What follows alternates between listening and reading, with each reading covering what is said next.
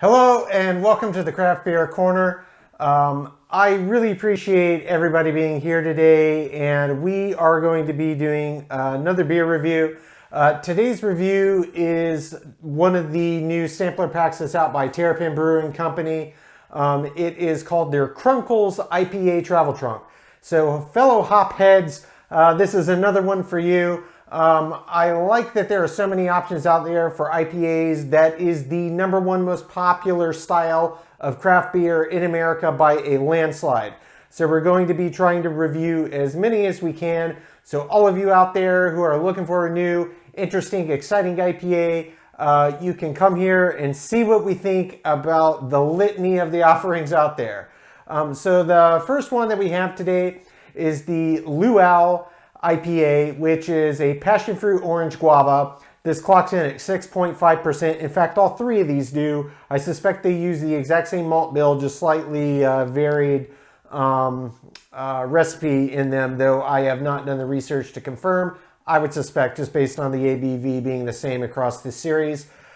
Next is the Terrapin Mr. Krunkles. This is an IPA, no fruits, no additives, just a standard IPA, again, 6.5% ABV. And then third is their Panama Krunkles, which is a pineapple papaya IPA. Again, 6.5% ABV. So all of these are sitting right in kind of the high end of average for a standard IPA. It's encroaching on the double IPA territory, so I expect them to be rather rich beers with a nice full body, and due to the amount of malts that they used in the beer to get the ABV up. Especially considering is how the first two have fruit. Fruit naturally is going to ferment, add extra alcohol, whereas this one has none, but it's an identical ABV. So this ought to be a really interesting review. Haven't done Terrapin prior, so without further ado, we're going to go ahead and get started with the Luau Passion Fruit Orange Guava IPA.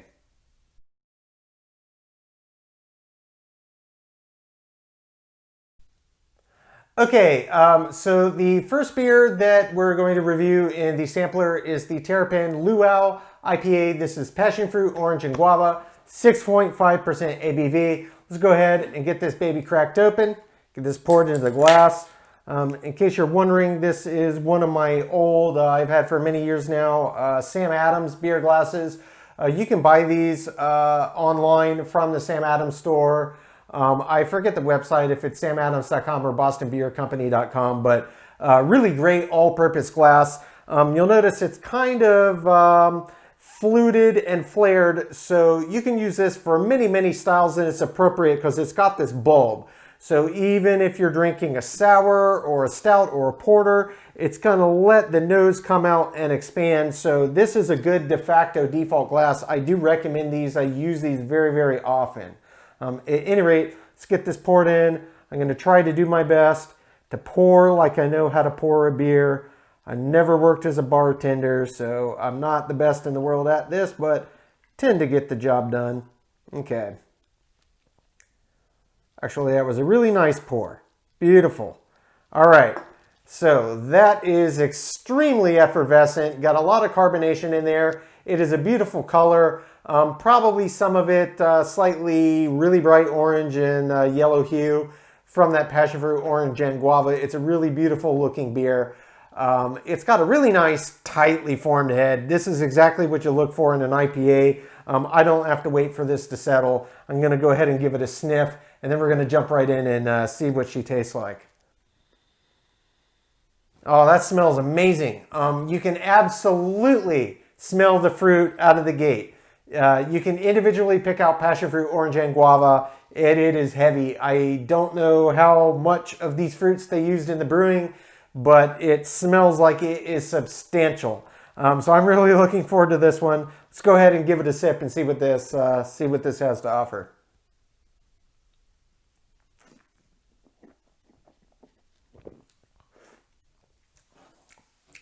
Okay, yeah, that's a really good IPA. I'm not disappointed by that at all. Out of the gate, the very first thing that I got up front was whatever their hop bill is, that came out very strongly and first and up front. It is not a fruity hop bill at all.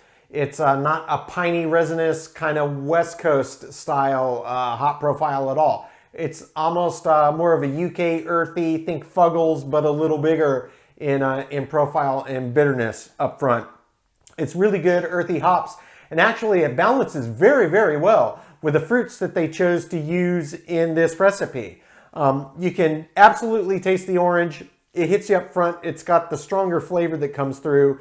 Then immediately behind, you get almost equivalent 50-50 passion fruit and guava. Yeah, it comes through really, really well. Very, very nice, well-balanced beer. It's got a ridiculously smooth body to it. I kind of like an IPA that has a little more girth. Not that this doesn't have a good round body. It does. It's just super smooth. Almost like it came off a nitro tap for a stout at a bar. That's how smooth it is. Rather the mouthfeel too, it's very silky.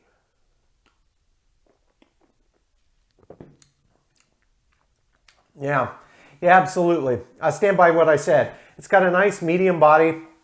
Rather you expect with an ABV this high. It's just silky smooth. The finish is super, super clean. It's not particularly prolonged. It starts to dissipate quite rapidly actually. But the nice thing about it is you get to actually taste and experience all of the different fruit that they took the time to put into this recipe. This is a very enjoyable beer. I'm going to go ahead and we'll move on to the next one. We'll get the full review on this at the end. But if this is indicative to what this Krunkles Travel Trunk sampler series has, I'm really looking forward to these final two. Let's go ahead and move on.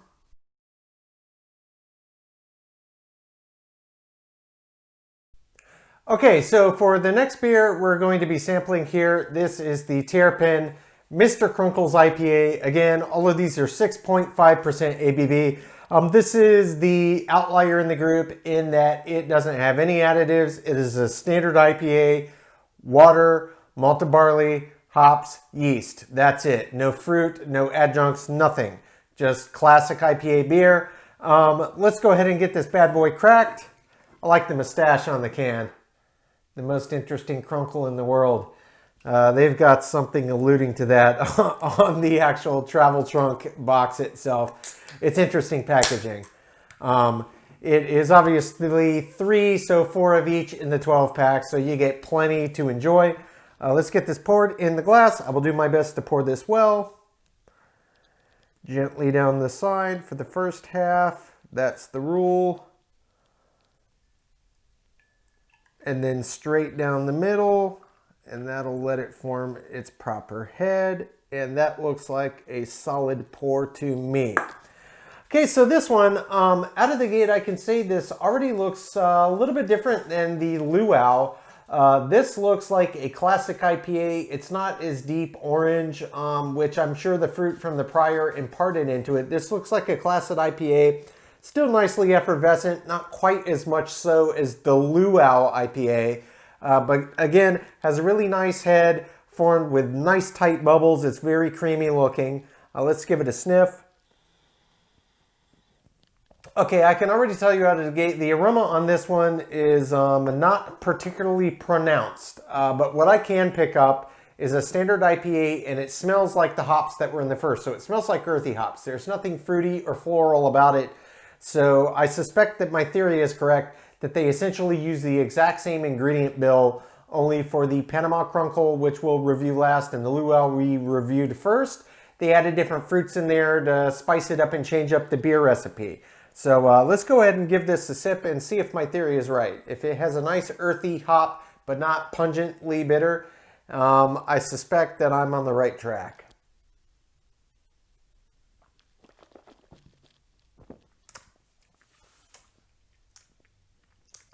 Yeah, okay. Exactly as I thought would be the case is indeed the case. And I gotta say, this beer, my very first gut reaction was, if you took a classic cream ale and you married it with a lighter IPA, this would be the love child. And I'm gonna stand by that.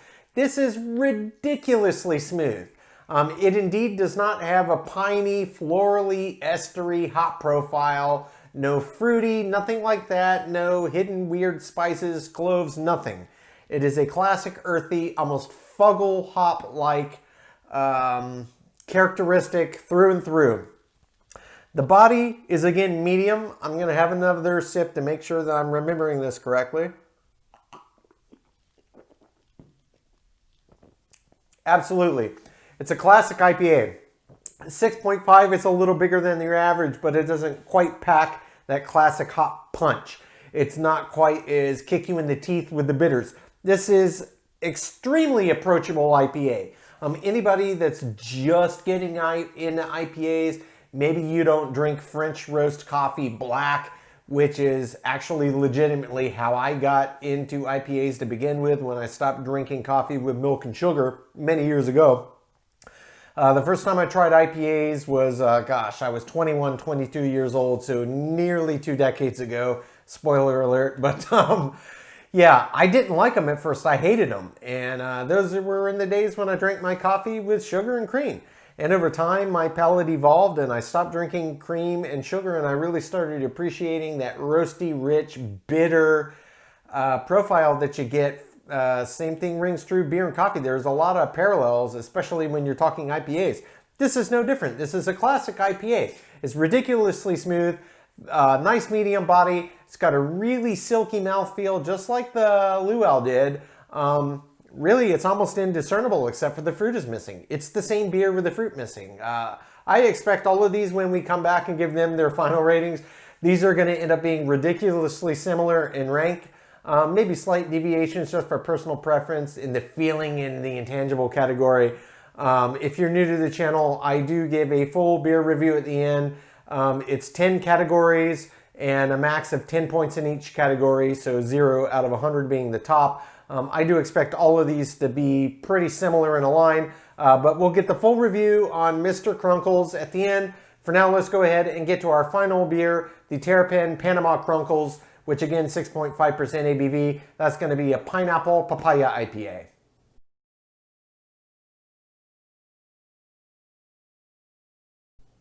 Okay, so for the final beer of the Crinkles IPA Travel Trunk IPA Sampler Pack beer review, that's a mouthful, isn't it? We are going to be reviewing the final beer in this batch, which is the Panama Krunkles. This one is a pineapple papaya IPA. Again, as I stated several times, this is 6.5% ABV. They are all identical at 6.5% ABV. I will do a little research and add in information later if y'all desire. Feel free to leave comments, and I am happy to look up anything to help you. But I strongly suspect that they use essentially the same or a minor variation of the exact same ingredient list and brewing bill and recipe for all 3 of these beers, being that they have identical 6.5 ABVs, and thus far the first 2 were remarkably similar, just one clearly had fruit and one did not. So for the last one, we're going to see if this is essentially Mr. Krunkles IPA with pineapple and papaya, just as the Luau was Mr. Krunkles with passion fruit, orange, and guava. But we'll go ahead and get this cracked. And again, I am no expert by any means, but I will do my best to pour this properly into the glass. Gentle down the side till it's roughly a half. Then we speed up a little agitation straight down the middle. And lo and behold, a perfect pour. A beautiful head, just as the others, nice tight bubbles. It is really remarkably similar in appearance to the Mr. Krunkles. It's a little different than the Luau. It doesn't have that orangey hue to it as we're staring at it, and it's hard to pick up the effervescence, but I am sure that there's carbonation in this glass, hence the head. So let's go ahead and give it a sniff. Oh, wow. Okay, that smells quite strongly of pineapple. Hints of papaya on the back, but pineapple is the dominant fruit that you get on the nose, and you don't have to breathe particularly deeply at all really to get it. It comes out quite strongly, so I expect that this might have quite a very pineapple forward flavor to it, which is by no means a bad thing. Nice looking head. Another sip, yeah. I mean, it's just pure pineapple. It smells like pineapple juice mixed with beer. So this should be good. Let's give it a test and see what this is about.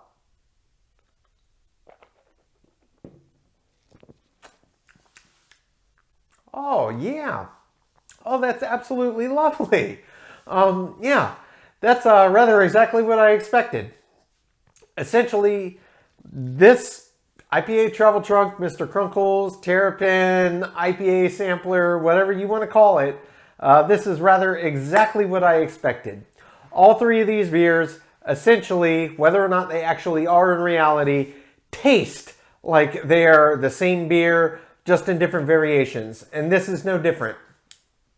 The pineapple mixes straight with that same earthy hop profile that the prior two did, but the pineapple is riding out in front. So it's kind of tiered pineapple hop and just a hint of papaya. It's subtle. It's in there, but it's subtle.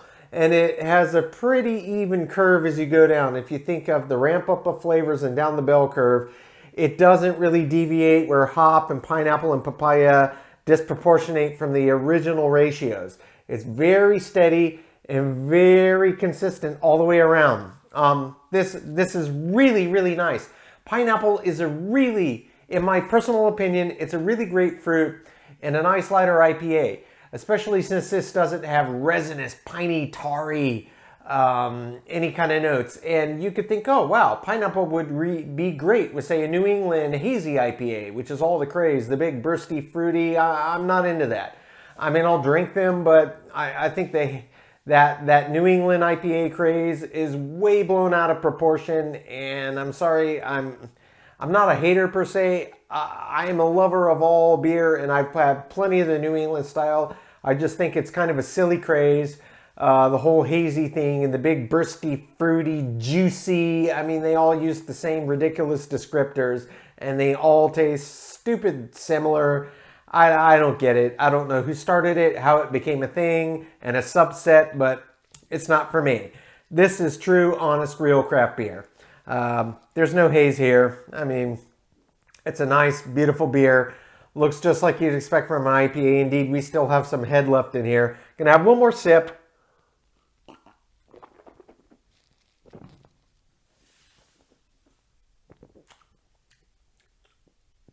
Yeah, I stand by it. Oh, wow.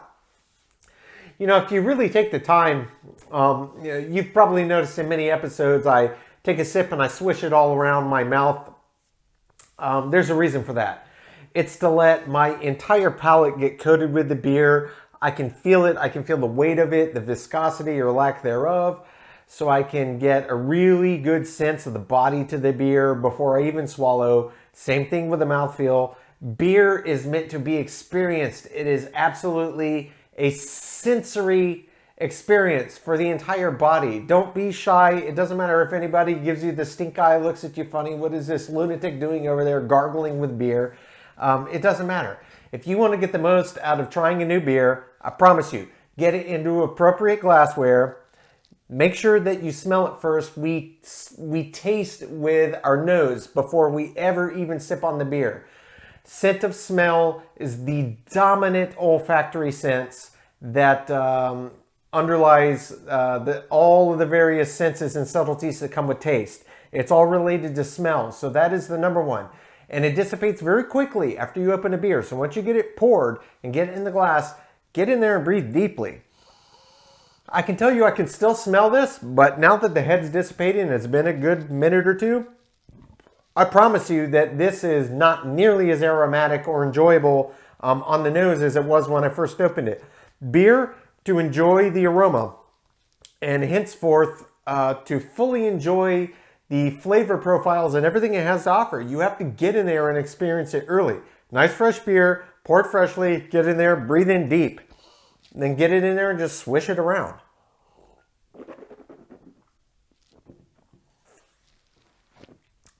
Oh, I cannot even begin to tell you how beautifully balanced that is. Pineapple goes so well with IPAs, and particularly with a nice earthy hop profile. Terrapin nailed it. This is a really excellent IPA sampler pack. They really thought this through. This is classic IPA at its finest.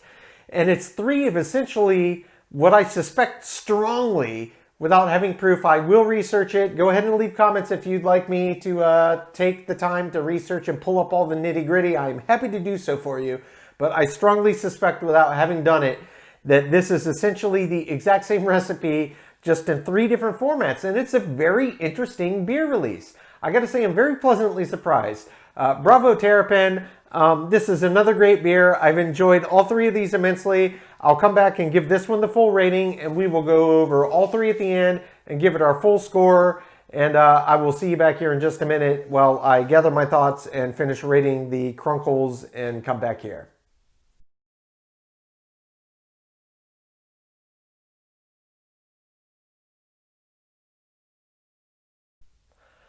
Okay, so now that we have sampled all 3 of these beers in the Terrapin Krunkles IPA Travel Trunk IPA Sampler Kit, I'm going to go through and give the full ratings down the line. As expected, they were relatively close in score, being that I thought they were all so similar, but there was actually a relatively decent point spread overall. 13 points total, but all kind of in the range of average to the high end of average and above average. So without further ado, let's start. The very first one we had was, again, the Luau. That's a passion fruit orange guava IPA. All of these are 6.5% ABV. I don't have to keep repeating that for the umpteenth time. The aroma on this one, it was lovely. Came through clearly above average, 7 out of 10. The taste, same thing, 7 out of 10. Body, same thing, 7 out of 10. All 3 of those categories above average. That much was clear. The mouthfeel, not quite as good. I gave that a 6. Same thing with the finish. It was nice, but it wasn't quite as long and drawn out as I like in most of my beers. But still, average, high end of average. Gave it a 6. The head and the retention was great for an IPA, rather what you'd expect. I gave that a 7. For the appearance, this one was lovely. I strongly suspect that the passion fruit orange and guava that was in there gave it a nice kind of bit of depth to its overall appearance. It had a very bright yellow and hints of orange, bright orange in there, and it was really a lovely IPA. I gave that 8 out of 10. The balance on this one was great, above average, again, 7 out of 10. The feeling in the intangibles I had while experiencing it, this is one of the categories where I didn't rate as highly. Not bad, not great. I gave it average. Straight average, I gave it a 5 out of 10. Finally, as an example of the style, this is a high end of average, teetering between there and above average. I gave it a 6. That brings the total score to 66 out of 100 for the Luau. Into the middle, the outlier in this bunch, this was the Mr. Krunkles IPA. No fruit, no additives, no adjuncts, nothing, just the standard IPA version, at least in what I suspect. Again, please leave comments if you'd like me to research fully to satisfy all our curiosity, but I suspect that's correct. These were all remarkably similar. This had no fruit, 6.5 ABV. The appearance on this one, it was fine. I gave it slightly below average, but still in the average range, 4 out of 10. It didn't blow my socks off, but it wasn't bad, it wasn't great. The taste on this one was fine again, teetering between average and above average. I gave it a 6 out of 10. The body was above average, 7 out of 10. The mouthfeel on this one, teetering again, 6 out of 7. The finish was, it was okay, it was fine. I gave it average, I gave it a 5. The head and the retention was just like the prior. It was above average, kind of textbook IPA for a really well-formed one. I gave that a 7 out of 10. Same thing with the appearance. This was very textbook IPA, above average though, 7 out of 10. The balance, another teeter category, 6 out of 10. Now the feeling in intangible, this was the low score for me on this beer. I wasn't underwhelmed, but close to it. I kind of expected more, but it kind of let me know how much the fruit in these other offerings really helped to amplify the base beer. This one I only gave it a 4 out of 10. It wasn't bad, it wasn't great, it was just on the low end of average. So 4 out of 10 there. Finally, as an example of style, I gave this flat average 5 out of 10. Brings the total score on this one out to 57, so an average beer. And last and not least, the Panama Krunkles. This was the pineapple papaya version of the IPA, 6.5 ABV again. The aroma on this one was definitely pronounced, and I really thought that it brought a lot more to the table and prepped me to experience the beer than the others offerings. This was above average. I gave it an 8 out of 10. Really good score. The taste was great. I really enjoyed this beer. Again, above average, 7 out of 10. The body was actually not quite as full, is the best way to describe it, is on the others. It was a little bit on the thinner side, which kind of surprised me, but very close still. I gave it a 6 out of 10. For the mouthfeel, kind of same thing, 6 out of 10. They all rated the same mouthfeel. It was a nice silky mouthfeel, on the cusp between average and above average, but I did expect a little more from an IPA, especially with that high of an ABV. You just expect a bit more body, a bit more mouthfeel when you're experiencing it. It wasn't quite there. The finish on this one was nice. It was very well tapered, and they all went kind of in tandem, the whole flavor roller coaster. So I give the finish on this a 7. The head and the retention, just like the prior two, they were all basically identical, 7 out of 10, easily above average. The appearance on this one was nice. Same thing, I gave it a 7 out of 10. The balance on this one was even better. Like I said, it was very in step. Nothing overpowered anything else. And the whole time you were experiencing it from the very beginning at the outset, at bam, when you first get the hops and you first get the pineapple and the hint of the papaya, and it just kind of went up in a beautifully even bell curve all the way down and tapered off in a beautifully even bell curve in the same ratios. So it was really, really enjoyable. I actually really liked it. Same thing, 7 out of 10 for the finish, and they go very similar to how it's going to be balanced out. So the balance on this was an 8 out of 10. The feeling in the intangible category, I give this a 7. I particularly enjoyed this.